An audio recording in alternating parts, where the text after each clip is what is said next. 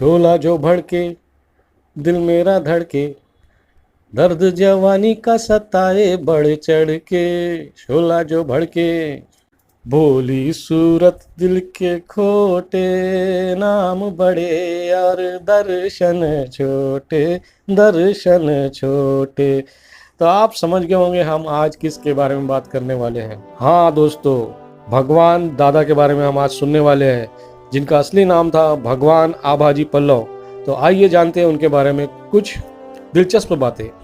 भारत के पहले dancing superstar भगवान दादा, उनका जन्म 1 अगस्त 1913 को हुआ था। अमरावती में जन्मे भगवान दादा, उनका असली नाम भगवान आभाजी पल्लव था। उन्हें प्यार से लोग सिर्फ भगवान ही बोला करते थे। लेकिन जितनी भगवान दादा की लोकप्रियता थी, उतनी ही दर्द भरी उनकी कहानी है। गरीबी से अमीरी तक का सफर तय करने वाले भगवान दादा के पास कभी समंदर किनारे आलीशान बंगला हुआ करता था और सप्ताह के दिन के हिसाब से उनके पास 7 कारें थी। लेकिन जहां उन्होंने अंतिम सांस ली, वह एक चाल थी। आइए बताते हैं भगवान दादा की गरीब से अमीर और अमीर से फिर गरीब बनने की पूरी कहानी।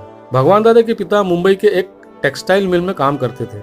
उन्होंने खुद भी इसी मिल में मजदूर के रूप में काम किया था। लेकिन वे सिनेमा को लेकर बहुत जुनूनी थे। उन्होंने साइलेंट फिल्मों में छोटी छोटी भूमिका करके अपनी एक्टिंग के करियर की शुरुआत की थी। साइलेंट फिल्म क्रिमिनल के पर्दे पर कदम रखने वाले भगवान दादा कॉमेडी के बेताज बादशाह बन गए और भगवान दादा की कड़ी मेहनत रंग लाई।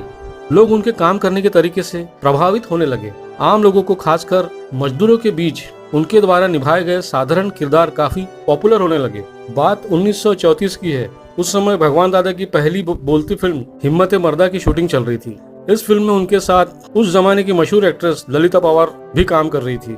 बीते जमाने की खूबसूरत अभिनेत्री ललिता पवार के साथ इस फिल्म के दौरान एक हादसा हो गया था, जिसने उनके अभिनय करियर को पूरी तरह से बर्बाद कर दिया था। दरअसल फिल्म में एक सीन के दौरान भगवान दादा को ललिता पवार को थप्पड़ मारना था, लेकिन सीन शूट करते समय भगवान दादा ने ललिता पवार को इतने जोर से थप्पड़ मारा कि वो फर्श पर गिर गई। इसके बाद उन्हें अस्पताल ले जाया गया, जहां 2 दिन तक वो कोमा में रही। बाद में उन्हें फेशियल पैरालिसिस हो गया था, यानी चेहरे पर लकवा मार दिया था। इसके बाद करीब 4 साल तक उनका इलाज चलता रहा, जिसके चलते अभिनेत्री ने पूरी तरह से फिल्मों से दूरी बना ली थी। फेशियल पैरालिसिस की वजह से उनकी एक आंख छोटी हो गई थी, जिसका उनके करियर पर बहुत बुरा असर पड़ा।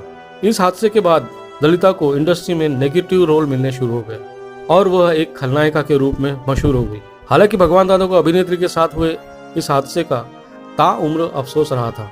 एक अच्छे अभिनेता होने के साथ साथ भगवान दादा एक रहम दिल और नेक इंसान भी थे। साल 1947 में जब भारत पाकिस्तान का विभाजन हुआ था, उस दौरान देश भर में हिंदू मुस्लिम के दंगे छिड़े हुए थे। ऐसे नाजुक हालात में भगवान दादा ने जरूरतमंदों की खूब मदद की थी। भगवान दादा ने इस दौरान मुस्लिम कलाकारों को अपने घर में पनाह दी थी। कहा जाता है कि भगवान दादा शेवरलेट कारों के बहुत शौकीन थे।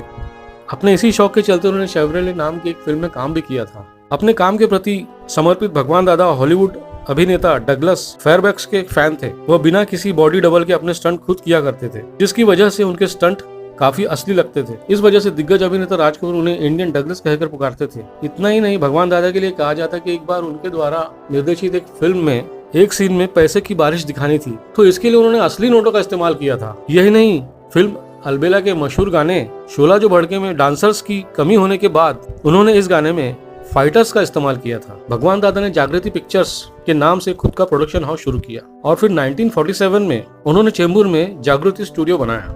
उन्होंने फिल्म अलबेला का निर्देशन और निर्माण खुद किया, जो सुपर हिट रही।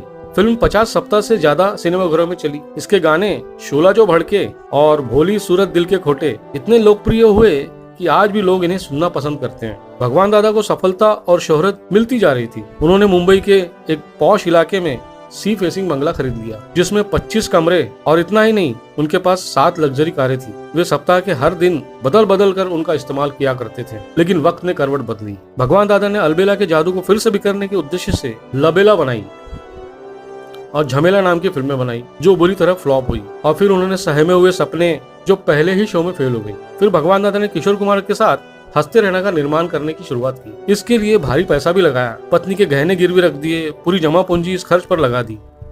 लेकिन दोनों के बीच कुछ मतभेद होने के कारण वो फिल्म भी पूरी हो नहीं पाई और उन्हें इस फिल्म को बीच में ही बंद करना पड़ा। भगवान दादा के कई दोस्त थे जो उनके खर्चे पर पार्टी करते थे, शराब पीते थे, धीरे धीरे उन्होंने भी उनका साथ छोड़ दिया। आर्थिक तंगी से जूझ रहे भगवान दादा को अपना बंगला और कारें बेचनी पड़ी। पूरा परिवार दादर के एक चावल में आके रहने लगा, जो 2 कमरे का था। अंतिम वक्त में भगवान दादा का ख्याल उनकी अविवाहित बेटी और उनके छोटे बेटे के परिवार ने रखा था। 5 दशक तक फिल्म इंडस्ट्री पर राज और 600 से ज्यादा फिल्में करने वाले भगवान दादा का निधन 4 फरवरी 2002 को दादर के एक चौल में गरीबी से लड़ते हुए हुआ था। तो ऐसे थे हमारे भगवान दादा। आपको कैसी लगी हमारी आज की पेशकश, बताइएगा जरूर।